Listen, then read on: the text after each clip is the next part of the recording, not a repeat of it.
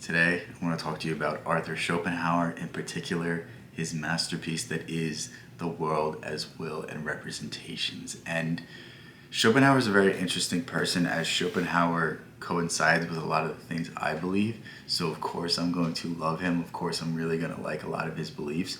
There's certain things I disagree with him on. There's certain things I think he is long-winded and he doesn't really quite see the full picture. And again, that just has to do with our own implicit biases. That has to do with the things that we were raised with, the time that we were raised in. And Schopenhauer was raised in a time when things were a lot different. He was born in 1788 and died in 1860, so he really didn't get to see a lot of things play out, a lot of aspects of human nature be studied at a deeper level. And even at that time, you had some more rigid dogmatics who would persecute people for saying things, for believing things, for thinking things. And you see this in a lot of his influences. A lot of his influences were semi-heretical people such as, Giordano Bruno or Spinoza, or I don't know if Kant was persecuted during his time, but Kant was also a big influence on Schopenhauer. And the overall idea of Schopenhauer is the will to live. And I think if you talk about Schopenhauer and don't talk about the will to live, then you don't quite understand the importance of this idea, because think of the will to live as the unconscious forces that control our actions. So the need for people to build up money, to build up wealth, to build up security, the need for people to go out and take more land and go out and justify these things for the sake of their own survival. And it reminds me a lot of the Buddhist phrase when he says all your suffering comes from desire, and once you get past your desire, you have no more suffering. And this is really the point that Schopenhauer is hitting at. It's that the will to live, our survival instincts are actively going against us nowadays. We don't have to fight for survival anymore like we used to. God forbid, unless you're in a war-torn country, like you're not faced with death every single day. And the body's inability to adjust to this, the mind's inability to overcome these forces is what leads to a lot of people's problems.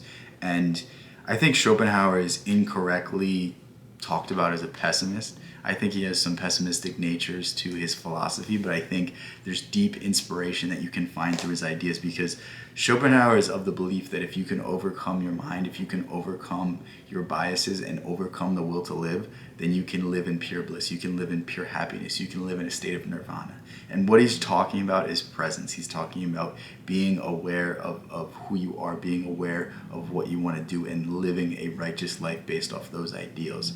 Living a righteous life, being a creator, being appreciative of the arts, doing things such as that. And another thing I found very interesting about Schopenhauer was his idea of flux, his idea that everything is moving, his idea that nothing is rigid. And he explains this very, very vividly and very, very descriptively in the difference between the Plato's ideas and Aristotle's ideas. The Aristotelian idea of things is that there is only this form that appears to us, whereas Plato sees things as a representation in our mind, and we like to see the ideals. We can never observe absolutely everything about a form, so thus we have a limited representation of it. And Schopenhauer very much agrees with Plato in the sense that he understands that the universe is so expansive and so vast, and it's actively decaying and being created anew, that we can never truly define things. And the moment we begin to define things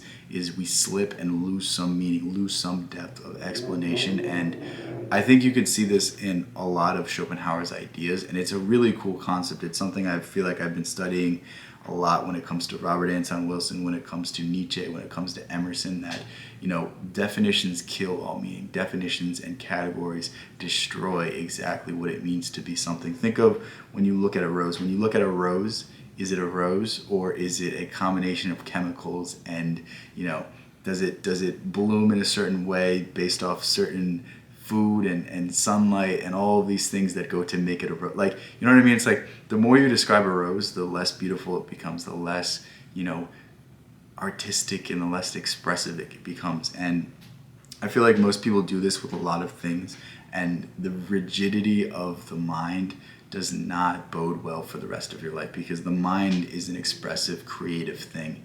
And when you limit it, when you categorize it, when you restrict it, then you're restricting who you are. And if you restrict who you are, then you don't live up to who you really should be. And I think these are very, very interesting ideas. And the more you read into them from a context of a Taoist or a Buddhist mindset, the more insightful they become. Because it's very weird to me that Schopenhauer doesn't really get the credit he deserves it.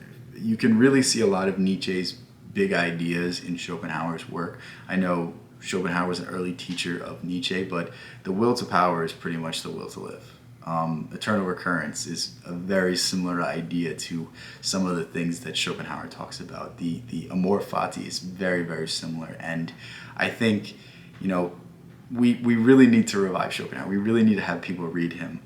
There's some things I disagree with. Schopenhauer has a very romanticized view of women, and this could be mostly because of his living situation. I mean, when Schopenhauer died, when he was an old man, he lived in an apartment with a dog, and all the kids in the neighborhood called the dog Mrs. Schopenhauer. So it's he was a weird dude. He was a quirky dude, and I think some of the things he says are extremely insightful, and some of them I think are extremely limited. And that's really the case with most authors. That's really the case with most individuals. It's the same thing with Nietzsche. When you look at Nietzsche, Nietzsche has some of the most inspirational ideas, but the dude died mentally ill because he couldn't come to grips with his lack of success and his lack of recognition in the world. And that's ironic because he taught people not to base their opinions of themselves off of what other people thought. He wanted to find pure happiness and pure fulfillment through his own endeavors, through his own efforts. And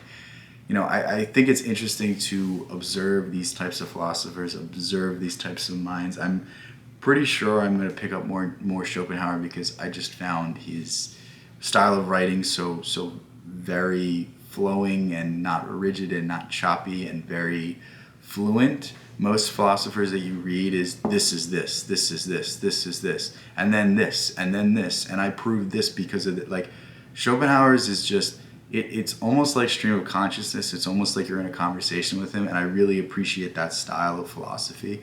It's you can see where he influenced Nietzsche, because if you read more classical philosophers, it's very structured, it's very perfect, it's very I prove this so that now we can go to this, whereas I feel like there's more of a flow, there's more of a approachability to Schopenhauer's work. So I will very much suggest you pick up this book because it's very, very interesting. It has a lot of really cool insights. And if you've read the Tao Te Ching, if you've read, anything from Alan Watts to Osho to any sort of Buddhist or Hindu beliefs, I think you're going to have a lot of fun with this book because it's these ideas expressed in a Western mindset. And when I can read a Western mind that understands Eastern ideas and understands them better than me, I always have a lot of fun. So I love you guys so much.